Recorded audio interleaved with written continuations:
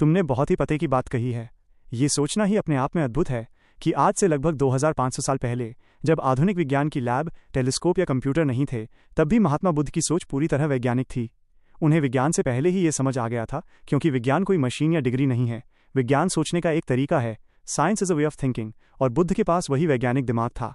आइए देखते हैं कि बुद्ध ने उस जमाने में भी कैसे पूरी तरह साइंस के सिद्धांतों पर काम किया। 1. कारण और परिणाम का सिद्धांत, कॉज एंड इफेक्ट। विज्ञान का सबसे बुनियादी नियम है कि बिना किसी कारण के इस दुनिया में कुछ नहीं होता। Every action has a reaction. अगर आग जलेगी तो धुआं निकलेगा। बुद्ध ने 2500 साल पहले इसी को अपना मुख्य सिद्धांत बनाया, जिसे बौद्ध दर्शन में प्रतीत्य समुत्पाद कहा जाता है। उन्होंने कहा कि इस दुनिया में हर घटना के पीछे कोई न कोई ठोस कारण होता है, कोई चमत्कार नहीं। अगर आप कारण को बदल देंगे तो परिणाम अपने आप बदल जाएगा। ये शुद्ध विज्ञान है। 2. कुछ भी स्थायी नहीं है, the law of change upon impermanence. आज आधुनिक विज्ञान और क्वांटम फिजिक्स कहती है कि ब्रह्मांड की हर चीज़, हर एटम, अणु लगातार गति में है और बदल रहा है। कोई भी चीज़ रुकी हुई नहीं है। बुद्ध ने उस दौर में बिना किसी माइक्रोस्कोप के ये देख लिया था और नारा दिया था, सब्बम अनिच्च, सब कुछ अनित्य है, कुछ भी स्थायी नहीं है। उन्होंने बताया कि हमारा शरीर, हमारी भावनाएं, पेड़ पौधे, तारे, सब हर क्षण बदल रहे हैं। 3. मानो मत जानो, द साइंटिफिक मेथड।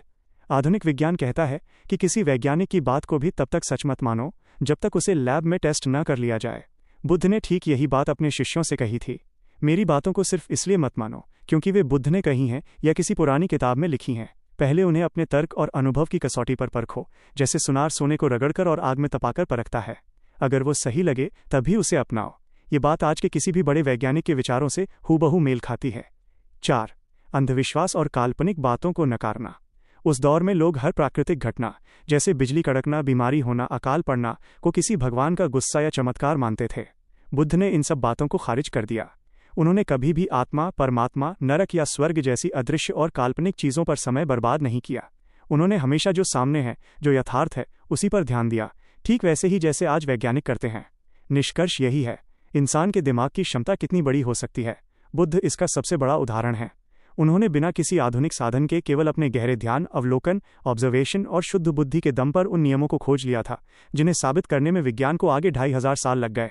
इसीलिए बुद्ध को इतिहास का सबसे पहला और बड़ा वैज्ञानिक विचारक माना जाता है।